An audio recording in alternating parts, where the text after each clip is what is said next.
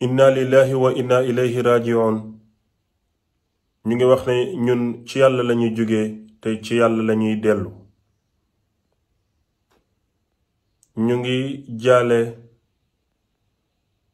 jaami yàlla bu mag bi, boroom may yu yaatu yi, boroom askan bu foor bi, boroom jikko yu kawe gi di ya Fatumata Zahra. ñu ngi koy jaale al xalifa mawlaaya Cheikh Ahmad Tijaani Ñas, yal na yàlla guddal fanam lool te mu ànd ak wér te yàgg fi. di ko jaal mboolem koo xam ne lépp lu Baay Ñas indi yàlla umpalewut la ko. di ko jaal képp koo xam ne li Cheikh na Ahmad Tijaani Sharif radiyallahu anhu indi yàlla umpalewut la ko. di ko jaale képp koo xam ne li yonent yàlla Muhammad sallallahu alayhi wa sallam indi yàlla umpalewut la ko. di ko jaal mboolem doomu aadama, di ko jaal mboolem mbindeefam yàlla. njaal yooyu maa ngi ciy jiital ay doomi boppam, ndax yaa faati ku njaboot la woon, doom yiñ ko jural ak ñim jur. di ci jiital imaamul akbar fadilatu cheikh Tidiane Aliou Cissé, di ci teg cheikh Mahi Cissé, Adja Ndey Seyda Nafisatu ak mboolem seeni sët ak mboolem doomam. ñu ngi sant yàlla ci ñëwam, di sant yàlla ci nekkam, di sant yàlla ci demam, ndax yàlla bind na ko may ko baay ju baax ak yaay ju baax.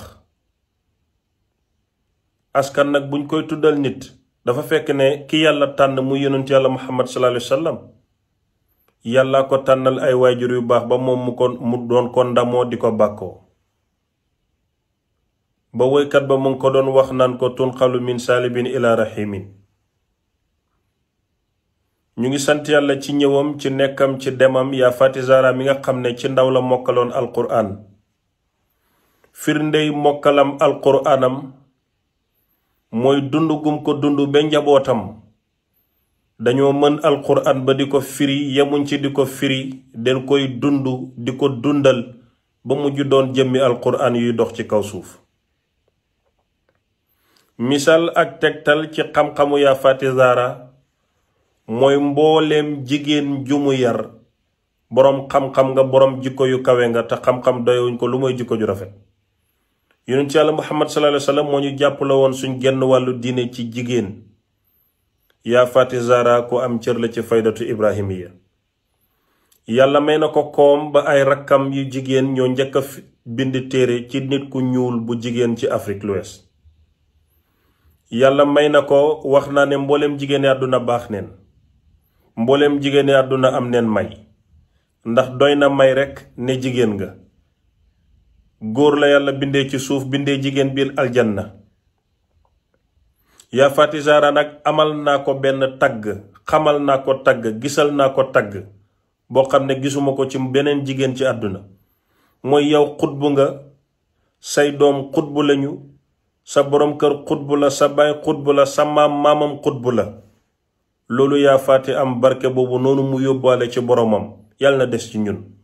yàlla neen am gudd fanam, yàlla neen am màndoom, yàlla neen am noppeem, yàlla neen am tijaaniyatoom gu dëggu, yàlla neen am nangoom ak nangoo liggéeyam. waaye suñu liggéey yàlla na ko ni ko yàlla faye, yàlla nañu ko yàlla faye.